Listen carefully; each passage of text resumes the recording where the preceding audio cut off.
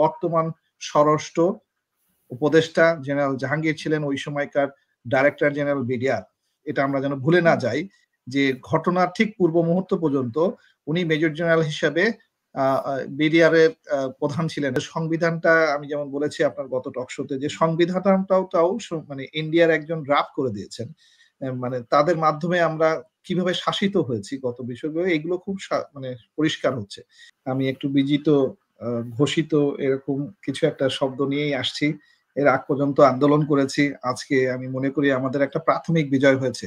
আমি যেখান থেকে আমার আন্দোলন শুরু সেটা হচ্ছে 2005 সাল, যেখানে আমি বিডিআর এর স্টাফ অফিসার স্টাফ ক্যাপ্টেন কিউ হিসেবে সেখান থেকে আমার আন্দোলন শুরু। সেই আন্দোলনের ধারাবাহিকতায় আজকে অলমোস্ট 20 বছর পরে প্রথমবারের মতো আমাদের জাতীয়ভাবে এটাকে বলা হলো যে এটার সাথে আমাদের যারা জড়িত ছিলেন তাদের মধ্যে আমাদের সেনাবাহিনীর কিছু দুষ্কৃতকারী সিনিয়র অফিসার এবং কিছু কিছু দেশদ্রোহী মানুষ, সাথে সাথে কিছু আমাদের রাজনৈতিক ব্যক্তিত্ব যারা রাজনৈতিক মানে হাসিল করার জন্য কোনো কিছু হাসিল করার জন্য এরকম একটা জঘন্য মৃত্যু ঘটনা ঘটিয়েছিল। সাথে সাথে তারা এখানে আমরা যেটা জানতে পেরেছি, যেটা আমাদের কেউ বলতে সাহস করতো না বিগত 16 বছরের বা 17 বছরের এই শেখ হাসিনার আমলে, সেটা হচ্ছে ইন্ডিয়ার আধিপত্যবাদ।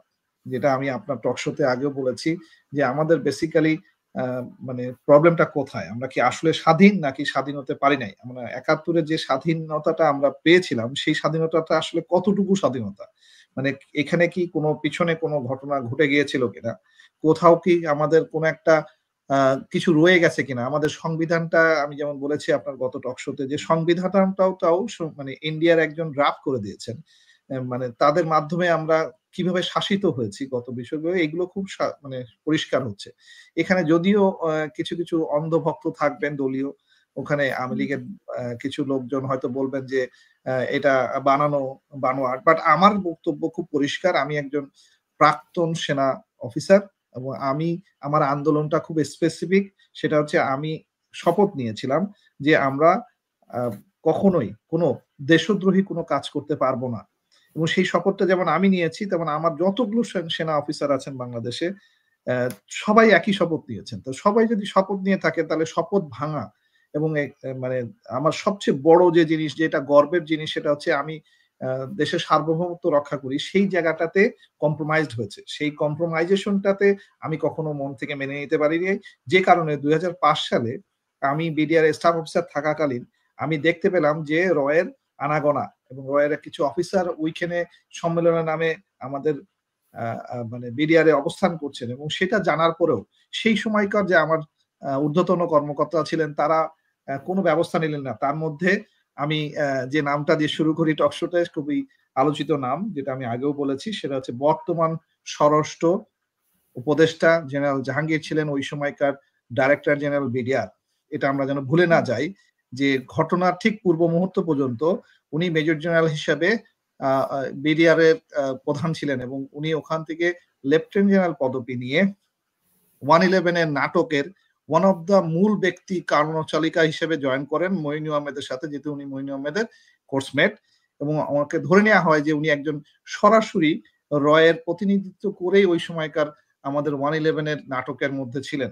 এবং উনি সেই ব্যক্তি যার মাধ্যমে আমাদের বিএনপি যারা লাফালাফি করে আমাকেও গালিগালাজ করছে, দেখেন যে অনেকগুলো আপনার এখানে কমেন্টসে লেখে যে আমি হয়তো রাজাকার, আমি জামাত ইসলামী। আমি আসলে কিছুই না। আমি ভাই একজন সাধারণ মানুষ। আমি একজন সেনা, আমার মনে প্রাণে যেহেতু হয়ে গেছি, আমি এটার প্রতিবাদ করেই যাচ্ছি, করেই যাব। এটা আমার মৃত্যু পর্যন্ত করতে হবে। এটা আমার শপথের মধ্যে পড়ে গেছে। আমার মা-বাবা আমাকে এভাবেই তৈরি করেছেন। আমি কোনো রাজনৈতিক ব্যক্তিত্ব নই। আমি কোনো রাজনৈতিক বক্তব্য দিচ্ছি না। আমি ফ্যাক্ট এবং ফিগারস এ কথা বলছি, যে কারো পক্ষে যেতে পারে, কারো বিপক্ষে যেতে পারে। এখন আসেন তাহলে 2005 সালে যখন দেখলাম যে রয়ের আনাগোনা, তখন 2009 সালে যখন ঘটনাটা ঘটে গেল, এবং আমি যেহেতু আমার আগের প্রথম আমাকে বলা হয় ইদানিংকালে হুইসেল ব্লোয়ার, মানে আমি হচ্ছে প্রথম ব্যক্তি যেটা বিডিআর নিয়ে ঠিক এই 5ই আগস্টের পরে প্রথম টকশো করি একটা চ্যানেল হাইতে, এবং তার পরবর্তীতে একটা টকশো করি হচ্ছে আমার দেশে, যেখানে আমার মূল বক্তব্যটা ছিল তারেক সিদ্দিকীর সম্বন্ধে, এবং সেখানে উনি কিভাবে বাংলাদেশের সেনাবাহিনীকে রয়ের জন্য ইউজ করে দিয়েছেন, কিভাবে দেশকে বিক্রি করেছেন, তার বড় দুইটা উদাহরণ হচ্ছে 2009 সালে উনি কিভাবে ইনভলভ, আর উনি ২০১৪ সালে ন্যাশনাল আইডি কার্ডের ডেটাবেসটাকে কিভাবে ম্যানিপুলেট করেছিলেন, যেখানে আমি সরাসরি ওয়ার্ল্ড ব্যাংকে রিপোর্ট করেছিলাম। যে কারণে আমাকে এই জেনারেল সালে উনার একজন পালিত আ গৃহ কর্মী উনি আমাকে কিভাবে অ্যাবডাক্ট করলেন, কি করলেন সেই বিষয়গুলো যখন বলেছিলাম সেটাই হয়েছে আমার কাল। যে কারণে আমি দেশ ছাড়া হয়ে এখন বিদেশ থেকে আপনার সাথে কথা বলতে হচ্ছে। তো এই ছিল আমার পটভূমিকা।